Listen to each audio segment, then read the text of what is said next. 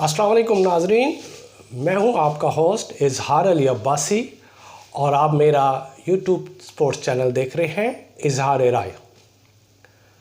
ناظرین، آج ہم آپ کو سپورٹس کی چند خبریں دیں گے اور تجزیے پیش کریں گے، لیکن آج کا دن مختلف ایونٹس میں کھیلوں کے ایونٹس میں پاکستان کے لیے اچھا ثابت نہیں ہوا۔ 30 ستمبر 2023 ایشینز گیمز ہاکی ایونٹ۔ آج پاکستان اب روایتی حریف بھارت سے 2 کے مقابلے میں 10 گول سے ہرا دیا۔ بھارت نے یہ میچ 10 گول سے جیتا۔ یہ سب سے بڑی بھارت کی پاکستان کے خلاف کامیابی تھی۔ پاکستان نے 70 منٹ کے کھیل میں کوئی بھی ایسی موومنٹ، کوئی بھی ایسی جسے ہم کہہ سکیں انہوں نے بہتر پرفارمنس دکھائی۔ 70 منٹ کے کھیل میں بال بھارتی کنٹرول میں رہی اور بھارت کے ہرمن پردیپ سنگھ نے ہیٹ-ٹرک سکور کی۔ بھارت سیمی فائنل میں پہنچ گیا، جبکہ پاکستان کا 2 اکتوبر کو جاپان کے ساتھ میچ کھیلا جائے گا، جسے ہم کوارٹر فائنل بھی کہہ سکتے ہیں، کیونکہ اس میں شکست کی صورت میں پاکستان سیمی فائنل کی دوڑ سے باہر ہو جائے گا۔ آج کے کھیل میں ایسا لگا کہ پاکستان ہاکی ٹیم صرف ٹاپ 10 کی ٹیموں کے ساتھ کھیلنے کے قابل نہیں، اور یہ صرف نیپال، ازبکستان جیسی ٹیموں کے ساتھ ہی کھیل سکتی ہے۔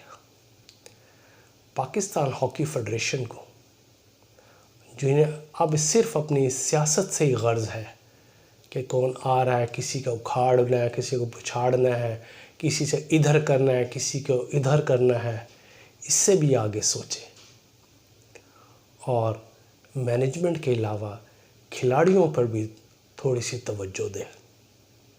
نوجوان کھلاڑیوں کو اچھی سہولیات فراہم کرے، اچھے کوچز فراہم کرے اور ادرز میں سہولیات دے، تاکہ وہ بڑے ایونٹ کے لیے بھی نفسیاتی طور پر مضبوط ہو سکے۔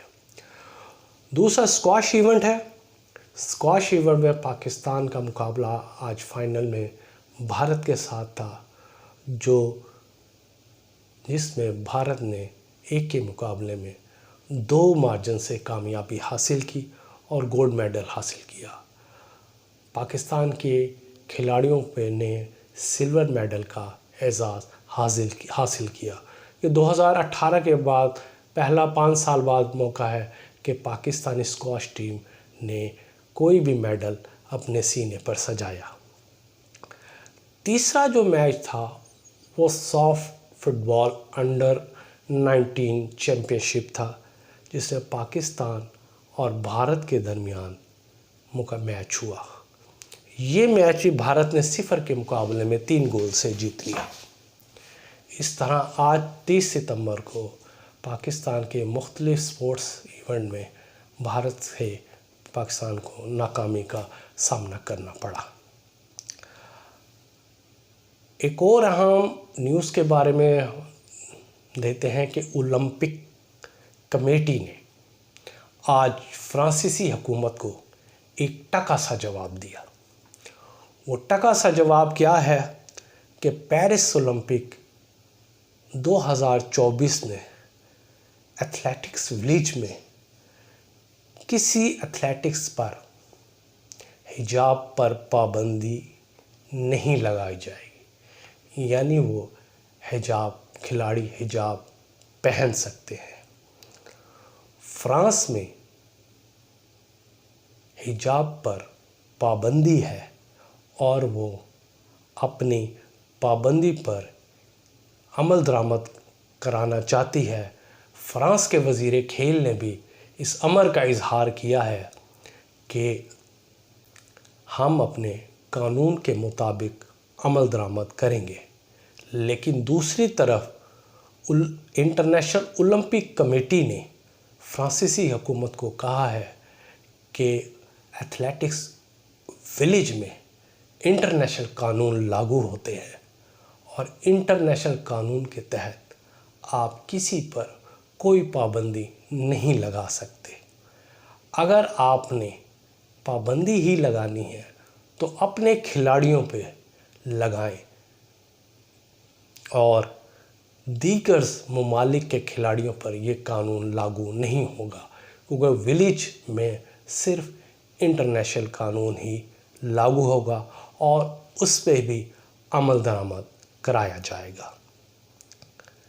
کرکٹ ورلڈ کپ کی طرف جاتے ہیں تو آج پاکستان کرکٹ بورڈ نے ICC کو باقاعدہ خط لکھ دیا، جس میں شائقین اور میڈیا سے تعلق رکھنے والے لوگوں کو ویزوں کے اجراء کے بارے میں کہا گیا ہے۔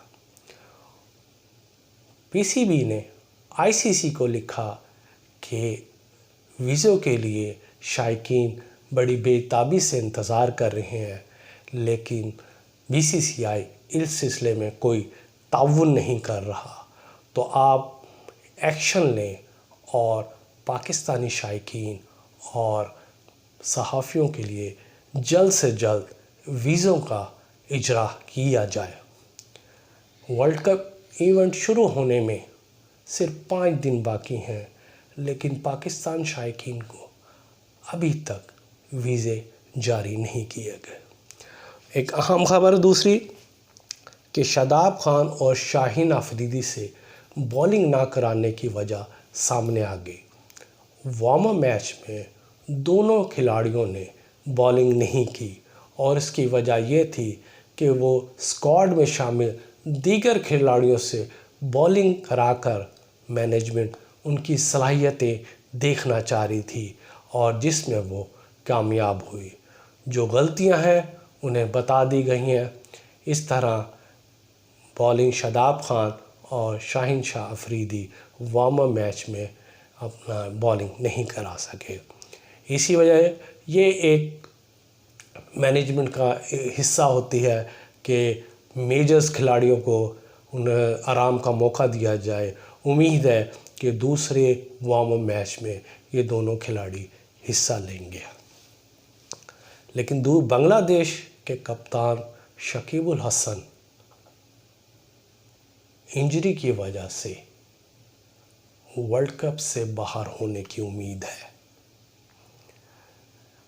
میڈیا رپورٹس کے مطابق ان کے گھٹنے میں سوزش اور چوٹ ہے، جس کی وجہ سے وہ پہلے وارم اپ میچ میں حصہ نہیں لے سکے۔ CT اسکین کے پہ ہی انتظار کیا جائے گا کہ وہ انہیں کتنا آرام کا موقع دیا جائے۔ بہرحال ابتدائی میچز میں بنگلہ دیش کرکٹ ٹیم کے کپتان شکیب الحسن حصہ نہ لے سکیں گے اور بنگلہ دیش اپنے ایک کی پلیئر سے خدمات سے محروم ہو جائے گا۔ ICC کرکٹ میں پاک بھارت کے درمیان میچ میں احمد آباد ایئرپورٹس پر فلائٹس کی صورتحال میں اضافہ ہو گیا ہے۔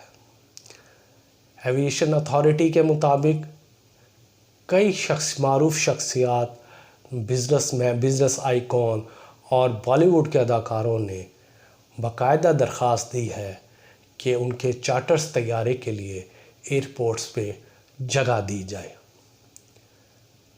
اس طرح احمد آباد ایئرپورٹ میں ان چارٹر فلائٹس کی سرگرمیوں میں اضافہ ہو جائے گا۔ احمد آباد ایئرپورٹ پر چارٹر طیارے تقریباً 32 کے قریب گراؤنڈ کیے جا سکتے ہیں، لیکن صورتحال دیکھ کر सिविल अथॉरिटी इस बात को गौर कर रही है कि चार्टर्स तैयारे को किस तरह ज़्यादा चार्टर्स तैयारों को किस तरह लैंड किया जाए और उन्हें सहूलियात मुहैया की जाए। और दीगर मारूफ शख्सियात ने पाक भारत क्रिकेट मैच जो कि अहमदाबाद में खेलना जाना है उसके लिए अपने भाग दौड़ शुरू कर दी है। और इस तरह अहमदाबाद में दीगर मामलात के अलावा वहाँ के होटलिंग की कीमतों में भी इजाफ़ा हो गया है। जो रिहाइश एक कमरे की रिहाइश आदमी को एक रात के लिए छोटे से छोटे 10,000 की मिल जाया करती थी, आज वो 1.5 लाख के करीब हो गई है। 3 स्टार होटल में, अहमदाबाद के 3 स्टार होटल में जहां 3 दिन का किराया 1 लाख रुपए था, अब वो 7 लाख रुपए हो गया है। इसी तरह 5 स्टार होटल्स में और 7 स्टार्स होटल्स में एटलीस्ट ये 3 रात के स्टे तकरीबन 25 से 30 लाख का हो गया है।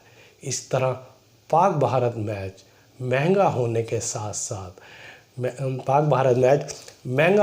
साथ साथ पब्लिक के लिए भी इंटरेस्ट हो गया है और दुनिया भर से शायकीन ये क्रिकेट मैच देखने के लिए अहमदाबाद पहुंच रहे हैं। नाज़रीन, बहुत बहुत शुक्रिया आपका, आपने हमारे ये वीडियो मुलाहिज़ा फरमाए।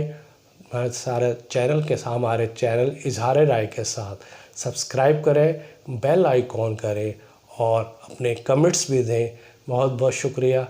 अल्लाह हाफिज़।